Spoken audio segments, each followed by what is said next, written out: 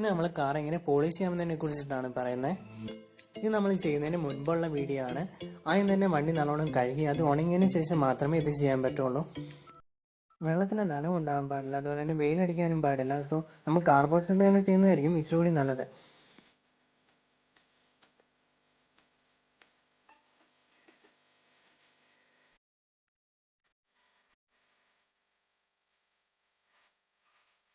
നമ്മൾ യൂസ് ചെയ്യുന്നത് 3mm premium liquid വാക്സും റബ്ബിംഗ് കോമ്പൗണ്ട് ആണ്. ഇതിൻ്റെ ലിങ്ക് ഞാൻ ഡിസ്ക്രിപ്ഷനിൽ ഇട്ടിട്ടുണ്ട്.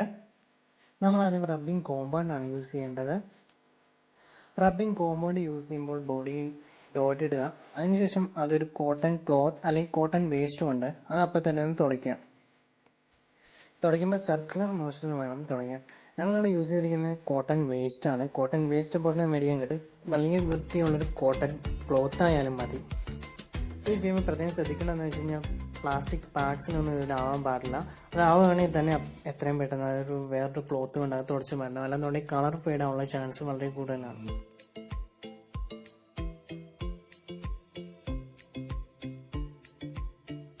നമ്മൾ കാറിൻ്റെ കളർ മങ്ങുകയോ അല്ലെങ്കിൽ എന്തെങ്കിലും കെമിക്കൽ കൊണ്ട് കളറിന് ഫെയ്ഡ് വരികയോ അല്ലെങ്കിൽ ചെയ്യുകയാണെന്നുണ്ടെങ്കിൽ റബ്ബിംഗ് കോമ്പൗണ്ട് യൂസ് ചെയ്ത് കഴിഞ്ഞാൽ ആ കളർ തിരിച്ചു കിട്ടുന്നതാണ്. ബോഡിയിലുണ്ടാകുന്ന ചെറിയ ചെറിയ സ്ക്രാച്ചുകളെല്ലാം റിമൂവ് ആയി കിട്ടുന്നതാണ്. റബ്ബിംഗ് കോമ്പൗണ്ട് നമ്മൾ യൂസ് ചെയ്ത് കഴിയുമ്പോൾ ഒരു 10 മുതൽ 15 മിനിറ്റ് വരെ അത് അവിടെ വെക്കണം. ആ സമയത്തിനുള്ളിൽ ഡ്രൈ ആയി കഴിയുമ്പോൾ അപ്പോൾ തന്നെ നമ്മളൊരു വൃത്തിയുള്ള കോട്ടൺ വേസ്റ്റ് അല്ലെങ്കിൽ ഒരു കോട്ടൺ ക്ലോത്ത് കൊണ്ട് അത് പിന്നെയും സർക്കുലർ മോഷൻ തന്നെ തുടച്ചെടുക്കാവുന്നതാണ്. ഇവിടെ നോക്കി കാണാൻ നമ്മളിപ്പോൾ ഡോറിൻ്റെ മിററിൻ്റെ സൈഡിൽ നമ്മൾ റബ്ബിംഗ് കോമ്പൗണ്ട് യൂസ് ചെയ്തിട്ടില്ല. ആ വ്യത്യാസം നിങ്ങൾക്ക് കണ്ടു കഴിഞ്ഞാൽ മനസ്സിലാവും.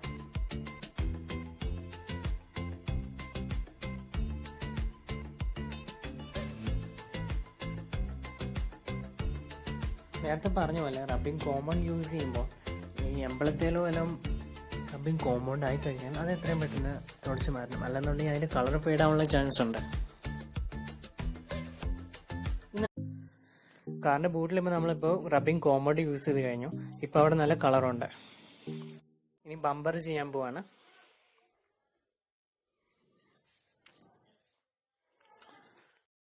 ബമ്പറിലും ആ വ്യത്യാസമുണ്ട്.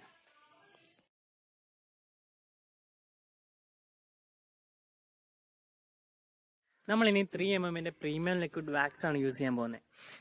ഇതിന് 100ml 151 രൂപയാണ് വില. റബ്ബിംഗ് കോമ്പൗണ്ട് യൂസ് ചെയ്തതിന് ശേഷമാണ് വാക്സ് യൂസ് ചെയ്യുന്നത്. വാക്സ് യൂസ് ചെയ്ത് കഴിഞ്ഞാൽ നല്ലൊരു ഗ്ലേസിങ് കിട്ടുന്നതായിരിക്കും. അതുപോലെ നല്ല സ്മൂത്ത് ആവുകയും ചെയ്യും. വാക്സ് യൂസ് ചെയ്യുന്നത് എങ്ങനെയാണെന്ന് വെച്ച് കഴിഞ്ഞാൽ അകത്തി ഡോട്ട്സ് ഇടുക. അതിനുശേഷം നല്ലൊരു സ്പോഞ്ച് കൊണ്ട് സർക്കുലർ മോഷനിൽ എല്ലാത്തേക്കും ഒന്ന് തൂക്കുക.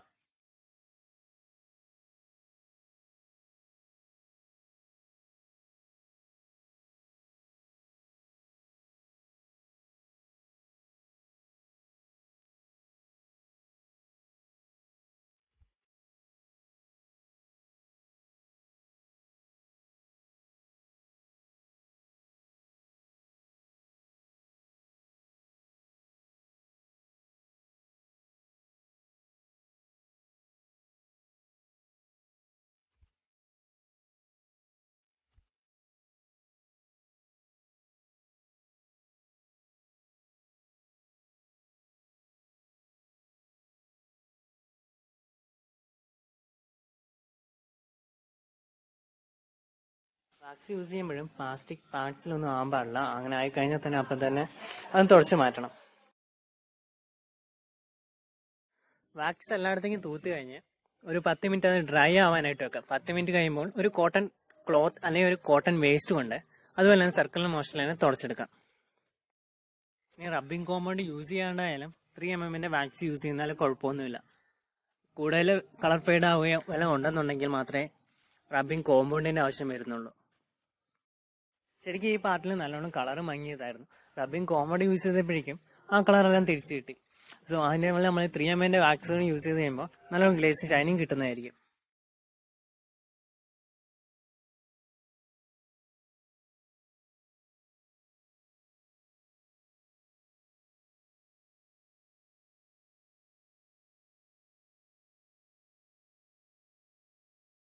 പത്ത് മിനിറ്റ് ആകുമ്പോൾ തന്നെ വാക്സ് ഡ്രൈ ആവും. അതിനുശേഷം നമ്മളൊരു കോട്ടൺ ക്ലോത്ത് കൊണ്ട് അത് തുടച്ചെടുക്കുകയാണ് ചെയ്യുന്നത്.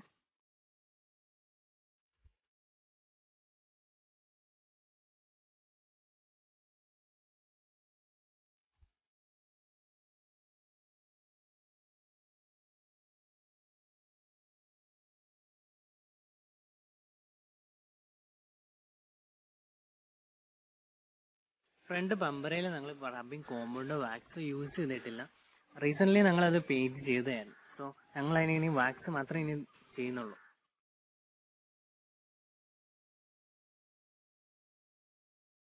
ബോണറ്റ് നോക്കിയാൽ കാണാം ഇപ്പോൾ പുതിയതുപോലെ ഇപ്പോൾ വൈപ്പർ ബ്ലേഡ് വരെ നമുക്ക് ഇതിലൂടെ കാണാൻ പറ്റുന്നുണ്ട്. നേരത്തെ ഒരു മങ്ങിയിരിക്കുകയായിരുന്നു, നമ്മളിത് ചെയ്ത് കഴിഞ്ഞപ്പോൾ അതൊരു മിറർ പോലെയായി. നമുക്ക് മൊത്തത്തിൽ 200 ഗ്രാം റബ്ബിംഗ് കോമ്പൗണ്ടിന് ആവശ്യം വന്നിട്ടുള്ളൂ. 200 ഗ്രാം റബ്ബിംഗ് കോമ്പൗണ്ടിന് 75 രൂപയാണ് MRP. അപ്പോഴും രണ്ടിനും കൂടി 226 രൂപ മാത്രമേ MRP വരുന്നുള്ളൂ. നമുക്കിത് ചെയ്യാൻ മൊത്തം 6 മണിക്കൂറോളം സമയമെടുത്തു.